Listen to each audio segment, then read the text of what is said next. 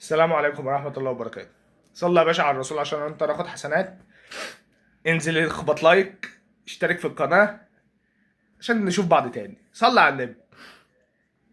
كابتن ايمن الكاشف ده قسما بالله عارف ظاهرة التعليق المصري.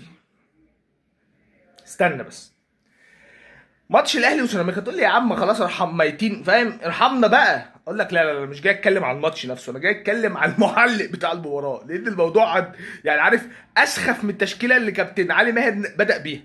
خلينا نخش في الموضوع.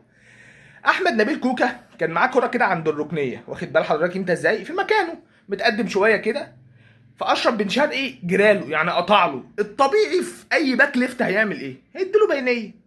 يعني علي معلول مثلا عملها بتاع 6775 مره على مدار تاريخه مع الاهلي، بينيه طويله كده. حلو.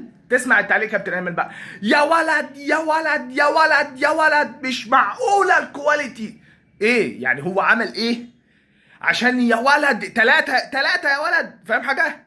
عشان كل ده عمل هو ايه؟ انا معرفش. لدرجه ان انا كنت قاعد بتفرج مع صاحبي اهلاوي، قال لي هو عمل ايه؟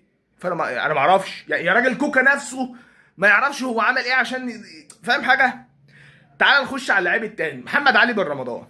لعيب جامد فشخ، محدش يقدر يتكلم. انا هنا ما بتكلمش على اللعيب، انا بتكلم على الافوره في التعليق. حلو. محمد علي بن رمضان اما بيجي يستلم يا جماعه بيستلم استلام مرشدير كده. تقول لي يعني ازاي؟ اقول لك بيستلم. عارف هلال رمضان يا صاحبي؟ نص دايره كده، فهو بيستلم بنص دايره، بنص لفه كده، عشان يستحوذ على الكوره، عشان يدي الجسم مساحه انه يبقى الكوره تحت رجله حتى لو حد ضاغط عليه. حلو. يعني استلامه فنيه، ما مش بيتقايم يعني ولا بيظهر حاجه، فاهم؟ دي استلامته العاديه. ففي كوره في نص الملعب، محمد علي بن رمضان بيستلم، فبيلف في نص اللفه دي، فاستلم ايمن الكاشف.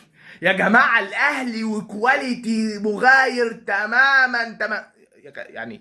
يعني فانا بقى ايه استوقفني اللي هو، يعني معلش يعني، امال انت لو بتعلق على، يعني انا اتفرجت الماتش ليفربول مثلا، فشفت جرافنبرخ كان في نص الملعب، فان دايك اداله كرة وسط اربعه، فجرافنبرخ عمل فينت كده وقام معدي الاربعه، كان عصام الشوالي بيعلق قال لك رايعه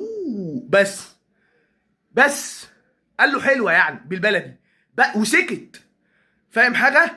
وبقول لك الراجل معدي اربعه في فينت. امال انت لو اتفرجت على بدري هتقول ايه؟ ما هو برضه الكلام بالعقل يا جماعه.